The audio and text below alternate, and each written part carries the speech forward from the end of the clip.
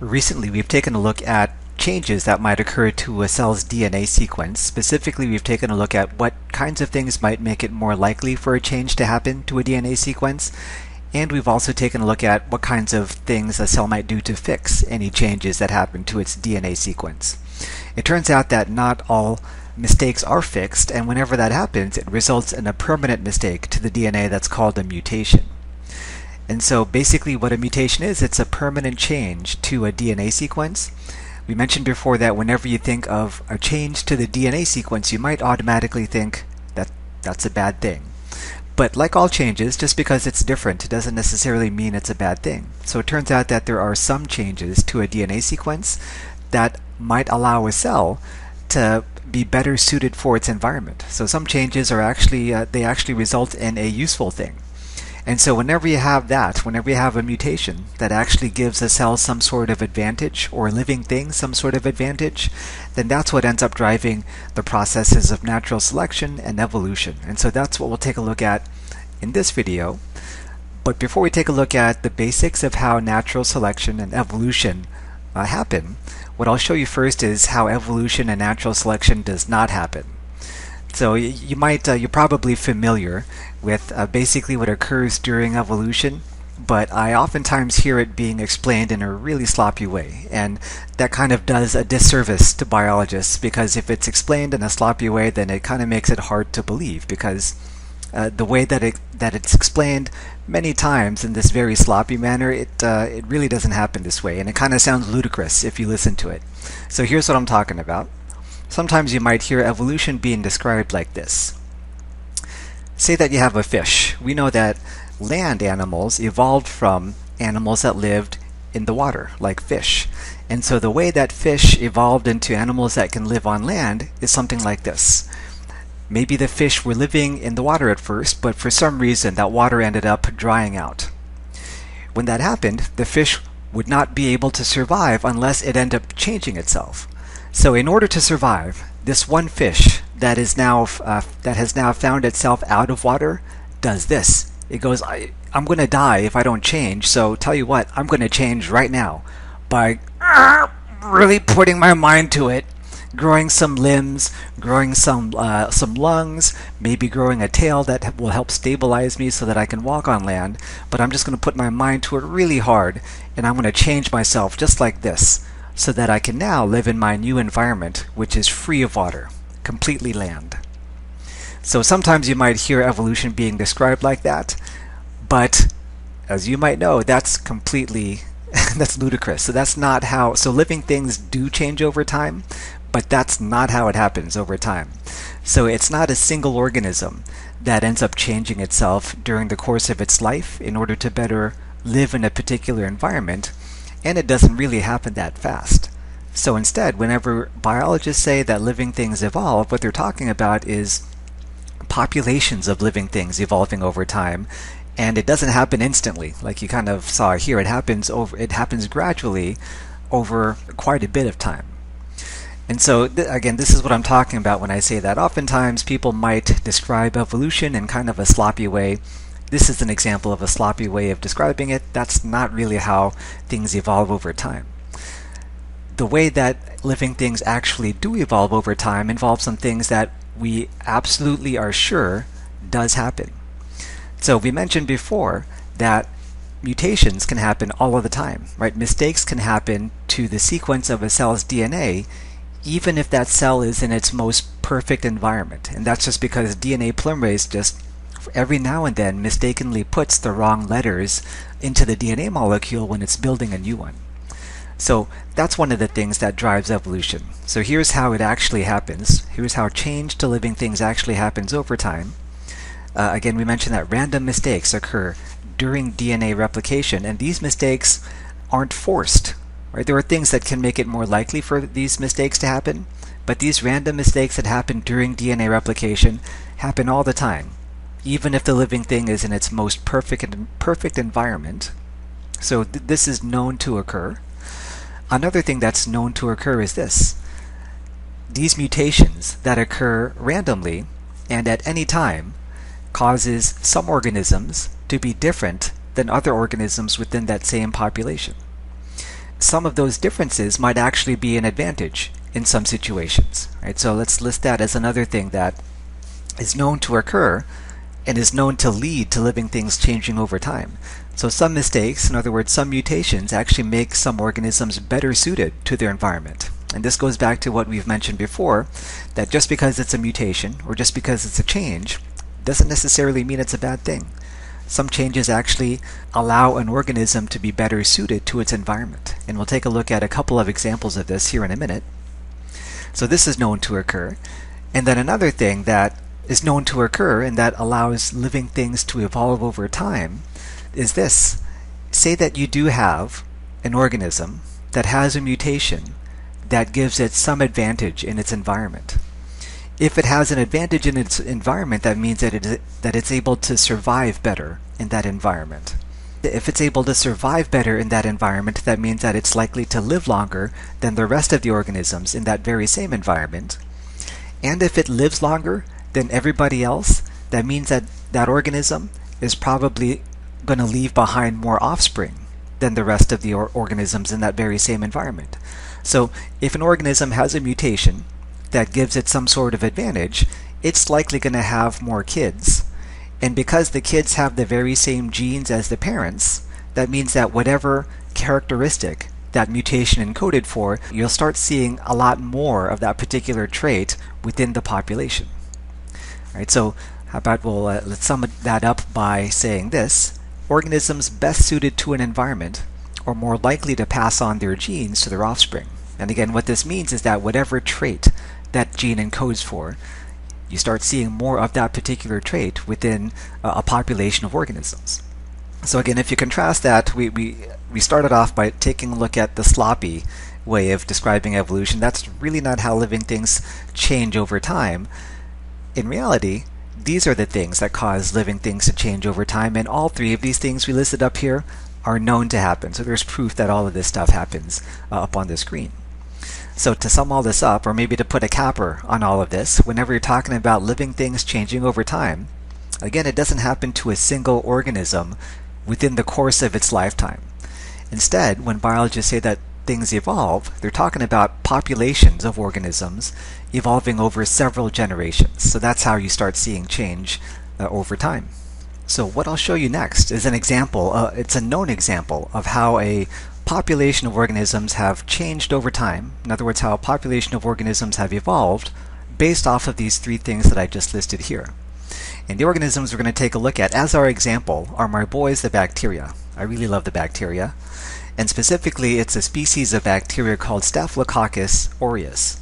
So you might know that there are infections that can be caused by Staphylococcus aureus, and there was one point where basically any antibiotic you used would be successful at treating that infection. Particularly stuff like penicillin was really good at treating infections that were caused by this particular bacterium. Nowadays, though, you might know of strains of bacteria, specifically strains of Staphylococcus aureus, that are really, really difficult to be killed using the antibiotics that used to kill them before.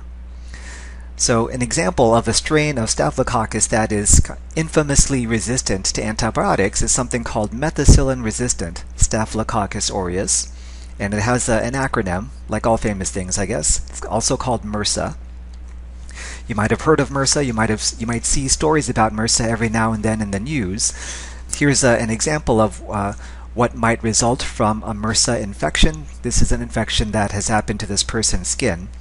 A lot of times it's misdiagnosed as a spider bite or some sort of insect bite at first, which is problematic because you want to be treating it as soon as the person is infected. But if it's mistaken for an insect bite, then oftentimes it's left untreated and get pretty big, pretty widespread on the person's body. And then at that point, the person is in trouble because that person is infected with this bacterium, and methicillin can't treat it, penicillin can't treat it. A lot of the antibiotics that were once effective against this bacterium can no longer be used to treat it. So again, we're looking at this as an example of how living things have changed over time. And the change that has occurred here is this. At one point, you have these living organisms, Staphylococcus aureus, that were easily killed by antibiotics like methicillin. Nowadays, though, we have many populations of these bacteria that have changed so that they are no longer easily killed by antibiotics like methicillin. In fact, they are resistant to antibiotics like methicillin. So this is an evolution in these bacteria that has been observed over time, and the way that they have evolved involves these three things that we just listed and talked about previously. So here's what I'm talking about. So again, we're using this as an example of how living things in general end up changing over time. But before we show you that, I'm just going to show you something to illustrate, to kind of underscore how living things change over time. What if I show you a timeline, and I told you that the drug methicillin, that antibiotic, was developed and then became widely available in the mid-50s, the mid-1950s. Knowing that, would you be able to guess when the very first antibiotic-resistant cell of Staphylococcus aureus is known to have existed? Right, so we know now that there are methicillin-resistant Staphylococcus aureus. Methicillin first became available in the mid-1950s. When would you guess the first proof of methicillin-resistant Staphylococcus aureus became available? Give you a second to think about it. Maybe look at the timeline, and then make your guess now. And I think I'm going to prove you wrong. I think what I'm going to show you is going to blow your mind. So we know that there is methicillin Staphylococcus aureus around for sure nowadays. It's been around for a while. There was a group of microbiologists that were interested in seeing when the earliest example of methicillin-resistant Staphylococcus aureus appeared. And so they actually didn't stop here. They went clear back to just a little bit past 1910. So that we have stored and frozen cultures of Staphylococcus aureus from way back then. And so what microbiologists is that they took some of these really old cultures and that have been saved, right, since a little bit after 1910, and they tested them to see if there were any cells at all within those cultures that might be methicillin resistant. And they actually found some of them were. So the first known methicillin-resistant bacteria were found all the way back in old stored cultures from like 1912, 1913. And so I'm just showing you this to again underscore how things really do evolve over time. So it's not like a change occurs to the bacterium's environment and the bacteria go, oh, I need to change myself to better survive in these new conditions, so I'm just going to become changed so that I'm now methicillin resistant. That's not how it happens. Instead, what happens is that the presence of the methicillin makes it more likely that the methicillin resistant bacteria that were already there because of mutation, it just gives those mutants the advantage that they never had before. And once they have that advantage, they start replicating more easily than the ones that are not resistant. And so that's what led up to the point where we have now, where there's a whole bunch of methicillin-resistant bacteria in the population that you didn't have before. So to show you what that looks like in pictures, here's what I'm talking about. So here is generally the model for how living things evolve over time. So what I'm going to show you is this. This is what the population of these bacteria, Staphylococcus aureus, were doing before we started making methicillin available. So say that here's a single Staphylococcus aureus cell. It is not resistant to methicillin. So normally these bacteria would be killed by methicillin. And they just do their thing. So as long as you give them nutrients to grow on, they'll be able to divide and produce offspring. Every now and then, if you remember, DNA polymerase makes mistakes, which means that every now and then, again, even in the most perfect conditions, you'll see mutants or different looking bacteria appear. So for example, say that this bacterial cell right here is different in that its cell wall structure is different. One of the things that might result from having a different cell wall structure is that it makes it harder for molecules, like nutrient molecules, to get into that cell. So this guy right here has a distinct disadvantage right now, right? Because of its cell wall structure, makes it harder for things to get inside of it. So because it has a disadvantage, it's not going to reproduce as well as all of the other bacteria in the environment, because they're able to eat better. The ones with the non-altered cell wall structure would be able to take in nutrients better. So this guy's going to really struggle. He's not going to reproduce as well as the other bacteria in the environment. That's why you're going to see a lot more of them as compared to these guys. So this was the situation of for Staphylococcus aureus before methicillin became available. Most of them were just normal-looking bacteria. Some of them had this mutation that made it harder for things to get in. So that, again, this is why you might expect to see at least small numbers of these resistant bacteria or these different bacteria way back as early as 1912 or 1913. Here's what happened when methicillin became available and when it was used widespread. So let's let these red things represent antibiotics. So these red things represent this drug called methicillin. And basically what that drug does is that it does not change these normal bacteria. So again, these normal bacteria don't go, oh, I have to change myself so that I can better live in my environment, in this new environment. I have to change myself. That's not how it works. Instead, what happens is this changed environment, and again, this environment is now different because there are now antibiotics all over the place. This changed environment basically turns the tables. Before, it was a disadvantage for bacteria to have this particular trait, right? Because we said that it makes it, this altered cell wall structure makes it harder for molecules like nutrients to get into that cell. So that cell is going to have a tough time surviving as compared to, say, this bacterial cell where things can get into it relatively easily. But now in this new environment where there's a lot of antibiotics around, it's actually an advantage to have this particular cell wall structure because it's now more difficult for these antibiotics to get inside of that cell. And because it's more difficult for that to happen, this cell would have an easier time surviving in this particular environment as compared to his friends here that don't have that particular trait.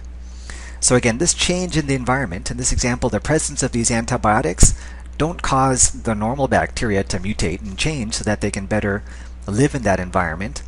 All it does is that it turns the tables so that the bacteria that already had that trait, because of a random mutation, now have the advantage. So these normal bacteria start dying off in this new environment with antibiotics in it. These mutant bacteria have the advantage now because of their cell wall structure, it makes it harder again for those antibiotics to get inside of them. And so that's why we have the situation again that we have now, that there's a lot of antibiotic resistant bacteria.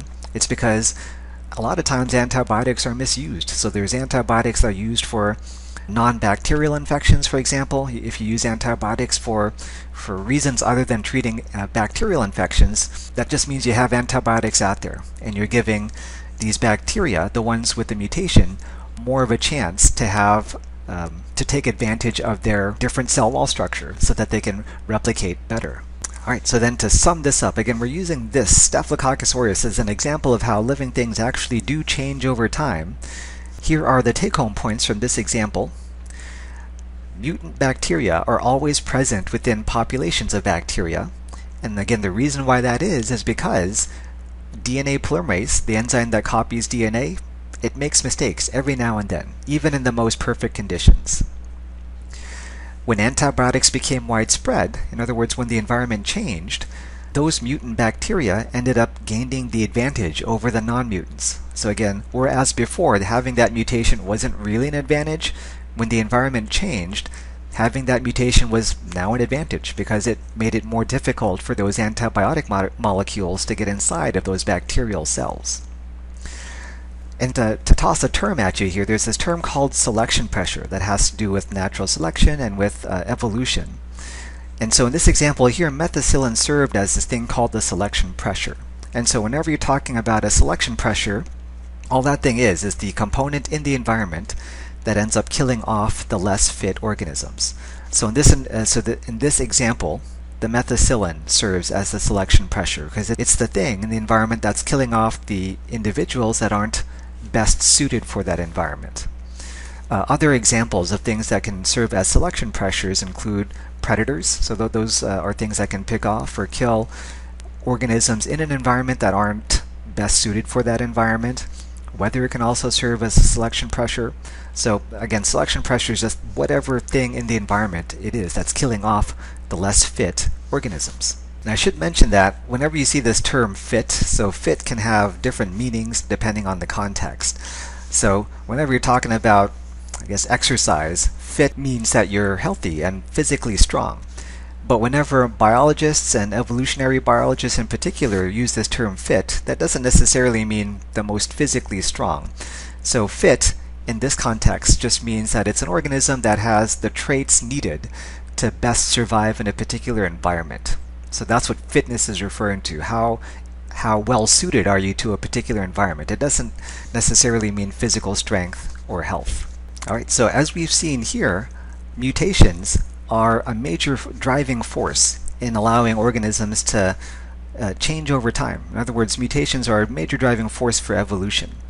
It turns out, though, that there are particular kinds of mutations that are most relevant to evolution, and so we'll take a look at that next. Maybe I'll tell you the punchline right away. So basically, the type of mutation that is most relevant to evolution is the type of mutation that can be passed on to the offspring. And so if you're talking about asexually reproducing organisms, so in other words, organisms that don't end up mixing genetic information with other organisms in order to produce offspring, it turns out that any mutation can be passed on to the offspring if you're talking about asexually reproducing organisms.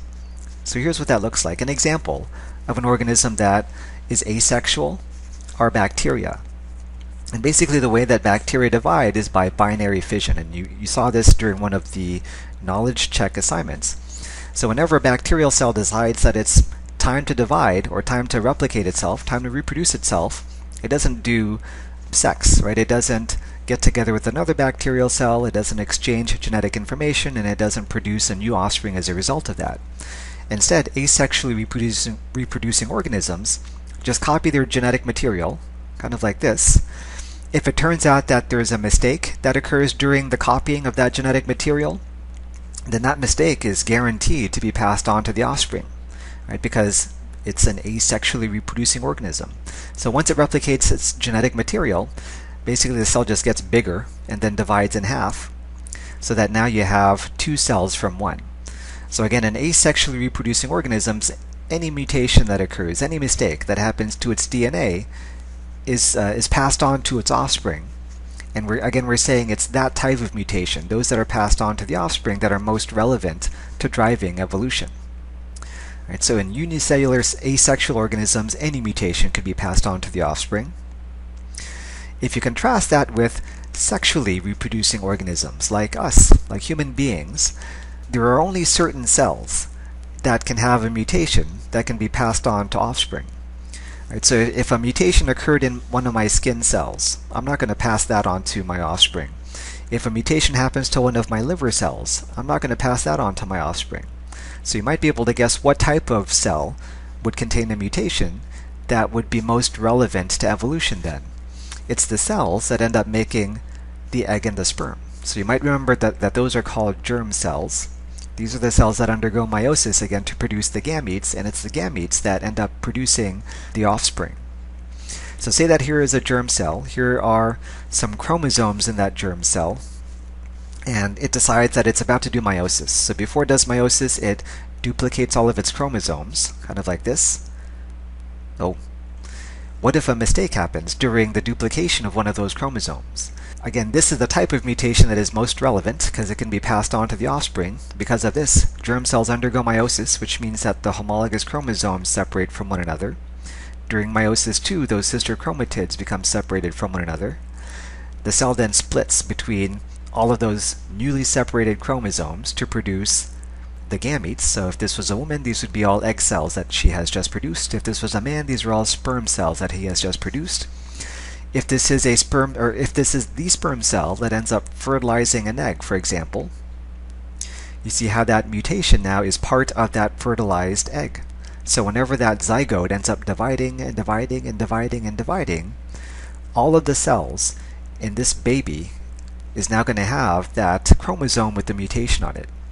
And if this baby ends up surviving and producing its own children, then that mutation will be passed along to that baby's kids. So that's what I'm saying, that when I say that mutations that are passed on to the offspring, those are the ones that are most relevant to driving evolution. Right? So again, we just said that if you're considering sexually reproducing organisms, only mutations that occur in germ cells can be passed on to the offspring. So those are the ones, again, that are most relevant to driving evolution. Alright, so we've just spent quite a bit of time explaining what drives evolution, so what kinds of things causes living things to change over time. So what we'll do next is kind of bring it full circle and apply it to the example that we started off this video with. So remember at the very beginning of this video I showed you how people sometimes sloppily explain how evolution happens, and so here we'll show you how it really happens using that very same example. So how did populations of fish evolve over time into animals that can live and breathe and walk on land? It didn't happen all at once. So again, it's not like that fish found itself out of water and it willed itself to make changes so that it could start developing lungs and developing legs and developing a tail that would allow it to survive on land. Instead, it was a very gradual process that happened to populations of fish over many generations. So the actual process looks something like this. Here's a fish that lives in the water. What fish do is, if they have enough food, is that they'll replicate, they'll reproduce. Every now and then, a random mutation will occur that might make one of these offspring look a little bit different. So for example, the mutation in this case might have given it fins that have a little bit different looking structure. If that mutation is not an advantage, then that fish would probably end up dying out, or at least you would not see a lot of it in the population, because this particular fish would have a harder time reproducing as compared to the others. But if for some reason having this slightly different trait was an advantage to that fish, then it would likely reproduce better than the other fish in the environment and leave behind more offspring, kind of like this. And so you start seeing a lot of those appear in the environment. Again, mutations don't stop, they happen all the time, so within that population, a random mistake might occur that would result in a fish that looks like this. Again, a slightly different structure that has a tail that looks a little bit different than the rest of the fish. If this is not an advantage, then this fish would this animal would either die out or at least have a very tough time replicating. But if it happens to be an advantage, so for example, what if this mutation happened to appear during a time when the water was starting to dry up on the planet for some reason? Then that would be an advantage to have this trait. That means that this particular animal, this particular organism would potentially live longer and leave behind more offspring than the rest of the animals in the environment. Again, a random mutation might appear that might make this organism have a trait that is an advantage in a particular environment. If that's the case, then it would have an easier time reproducing. The mutations don't stop. So again, if a random mutation appears that makes this animal have an advantage in the environment, then it's the one that has the reproductive advantage. And so that's actually how living things change over time. So that's how you go from a population of animals that look like this, right? Something that lives in the water all the time, like fish, to over time, an animal that can live and breathe and survive on land. It doesn't happen in one fell swoop. It happens over many generations via a process called descent with modification. So you might see this phrase in your textbook, and you might see it used in other instances, but whenever we say descent with modification, again, what that refers to is this process by which populations of living things change over time. And if you're to slap a definition on descent with modification, it just means that the offspring or the descendants that are best modified for an environment, and that modification occurs due to just random mutations, they will have a better chance of passing on their genes. So like everything in science, it won't be accepted unless there's a lot of proof for it. And so if this was the case, if this is how fish really did evolve into animals that live on land, and if it occurs via descent with modification, then wouldn't you expect to see proof of animals that look like there's some in-between form of fish and land animals? Wouldn't you expect to see hybrid-looking or in-between-looking animals in the fossil record, for example, if this is actually what happens? And it turns out that there is evidence of in-between animals in the fossil record, and actually some of them are still alive today. And so here are examples of that. All right, so what's the proof that something that looks like this evolved into something that looks like this over many generations? Again, there are examples of animals that look like there's some in-between form of fish and land animals. Here's an example of such an animal. It's called a coelacanth, and this actually has kind of an interesting history. The first skeleton, or the first fossil for this animal, was discovered in the early 1800s, around 1838. And so for the longest time, people actually thought that this fish animal was extinct because skeletons of them had been discovered, but nobody had discovered a living one of these until about 100 years later, in the 1930s. These fish were discovered live and well in the waters off of South Africa, and since then these fish have been found in other places too. But it has kind of a history. People thought it was extinct for the longest time before someone actually found a live one.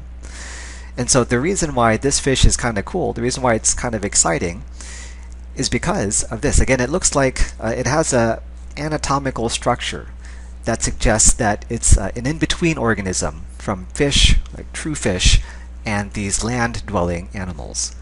And the anatomical structure that I'm talking about is its fin, particularly this one that is attached to its chest region.